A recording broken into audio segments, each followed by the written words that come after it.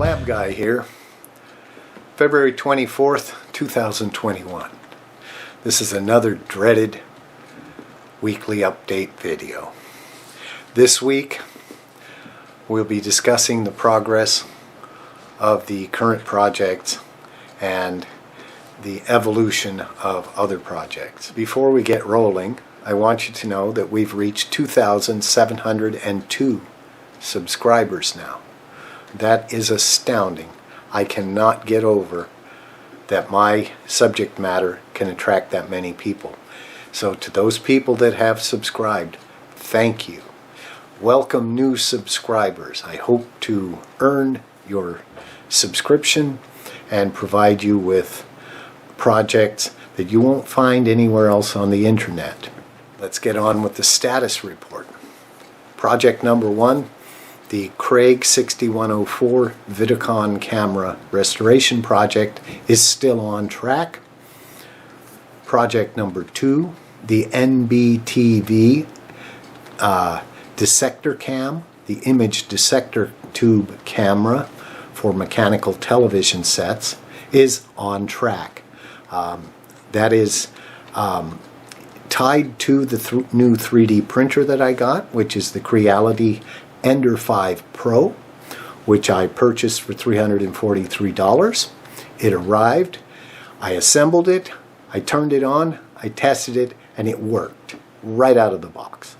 I am blown away by the product. Excellent product.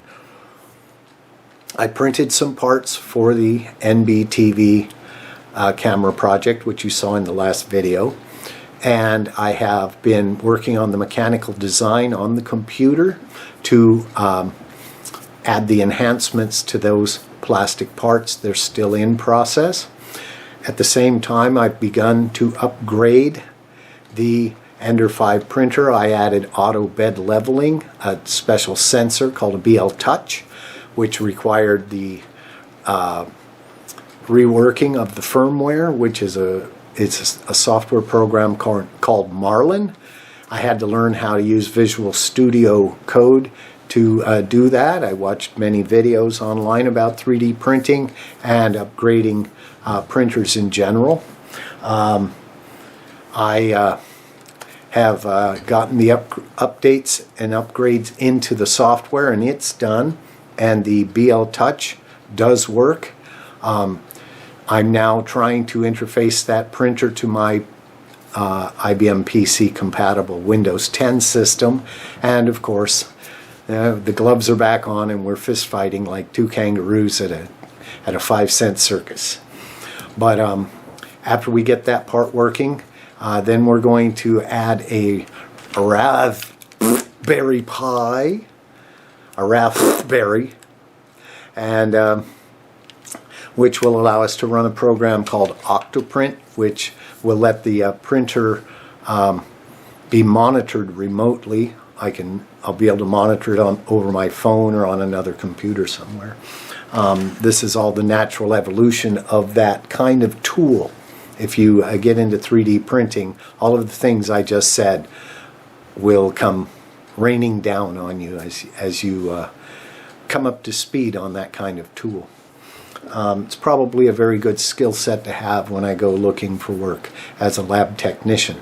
If anybody in Silicon Valley is looking for an electronics lab technician or lab manager, you can reach me through my website and take it up there. On the personal front, one of the things that's causing a bit of delays here, the classic, my car broke down, so I ended up having to repair that, which I did myself this time, borrowed tools, and I managed to repair my own car. And then I've been working for the past 6 to 8 weeks with a service provider in a foreign country to reobtain my birth certificate and other paperwork to get real ID so that I can have access to federal buildings and the ability to fly again. It's a requirement now. You have to have the real ID, not just state ID. And with that, I will then be able to get a passport as well, as it's necessary now to get a job. along with the dreaded vaccinations, which are going to happen whether I like it or not, right? So that's where we're at, and that is why there's a slight gap here in our current project cycle. Once again, welcome to all the new subscribers. Greetings to all my old subscribers. Don't think I've forgotten you at all. I think of you every day. When I start my computer, the first thing I do is put up my YouTube status screens. There are 4 of them, and I keep an eye on traffic and activity on those. And when they start to slow down, I have to produce one of these videos to keep the pump primed, if you will. So that is the weekly status report for February 24th, 2021. And until next time, Labguy out.